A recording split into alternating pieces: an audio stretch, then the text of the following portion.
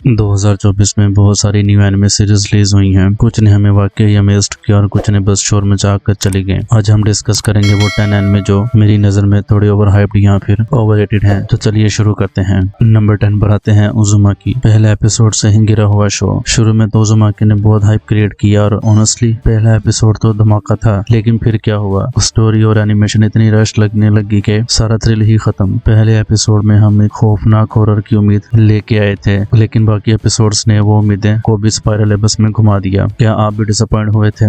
Number 9 पर आता है निंजा कुमोई। जबरदस्त फाइट सीन्स, लेकिन बस इतना ही। इस एनिमे में एक्शन और फाइट सीन्स पहले तो बहुत तगड़े थे, लेकिन जैसे ही मेका और सीजीआई सीन्स आए बस सब कुछ डाउनहिल चला गया। स्टोरी इतनी रेपिटेटिव, कैरेक्टर भी इतने शोलो लगने लग गए कि शो में कुछ नया रहा ही नहीं। यानी अगर बस एक्शन देखना है तो ये शो ठीक है, लेकिन इतनी ज्यादा प्रेस का हकदार नहीं था। नंबर 8 पर आते हैं reincarnated as a slime season 3 boardroom meetings का सीजन। यार इस शो का पहला सीजन तो वाकई ही एंटरटेनिंग था, लेकिन सीजन 3 में तो लगता है रिमूरू ने बस बेडरूम मीटिंग्स और पॉलिटिक्स पे फोकस करना है। ये शो इतना स्लो हो गया कि फैंस का इंटरेस्ट थोड़ा डाउन हो गया। मतलब जो थ्रिल पहले था वो सीजन में मिसिंग था। Number 7 jellyfish can't swim in the night. Music तो है पर शो में दम नहीं। ये एक म्यूजिक बेस्ड एनिमे था जिसमें 4 लड़कियों का बैंड था। शुरू में तो फन और लाइट हार्टेड लग रहा था, लेकिन जैसे ही शो आगे बढ़ा वो मजा खत्म हो गया। म्यूजिक परफॉर्मेंस भी इतनी एंगेजिंग नहीं थी जितनी कि म्यूजिक एनिमे में होनी चाहिए, और एंड में कुछ ऐसा ट्विस्ट दिया कि जो फिट नहीं बैठा। नंबर 6 पर आते हैं सोलो लेवलिंग। सिर्फ हाइप की वजह से पॉपुलर। सोलो लेवलिंग वेबटून और मांगा फैंस के दरमियान बहुत पॉपुलर था, लेकिन एनिमे अडॉप्टेशन उतना जबरदस्त नहीं निकला। स्टोरी लाइन में कुछ ज्यादा नया नहीं था, बस लेवलिंग और पावर गेन का कॉन्सेप्ट था जो दूसरे इसाका एनिमे में भी होता है। ये शो टिपिकल फॉर्मूलास का मैशअप लगा और हाइप उससे भी बहुत ज्यादा। नंबर 5 पर आते हैं सुसाइड स्क्वाड इसाकाई। बस थोड़ा स्टाइल पर सब्सटेंस काफी कम। हार्ली क्वीन और जोकर के लिए ये इसाकाई वर्जन फैंस के लिए एक डिफरेंट वाइब लाया, लेकिन अगर ऑनेस्टली कहूं तो कुछ खास नहीं था। शो में एनर्जी और रैंडमनेस तो थी, लेकिन वो भी कुछ सीन में, और राइटिंग और एनिमेशन क्वालिटी को मेंटेन नहीं कर सकी। बस कॉन्सेप्ट और म्यूजिक ने इसको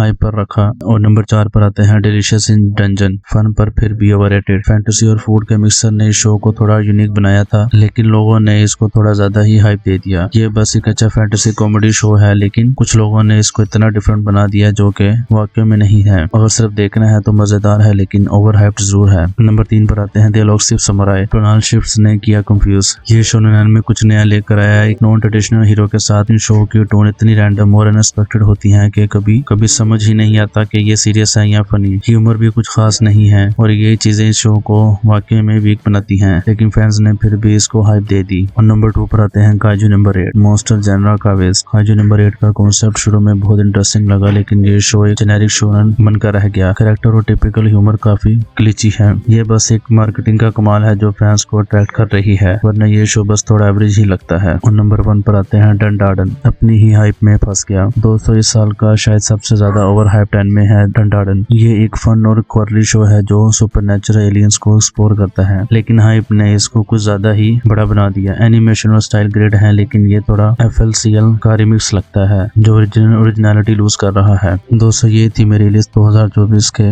ओवररेटेड एनिमे की। आपका फेवरेट एनिमे कौन सा है जो ओवररेटेड लगा? कमेंट सेक्शन में जरूर बताओ, और अगर आपको ये वीडियो पसंद आई है तो लाइक और सब्सक्राइब करना ना भूलिएगा।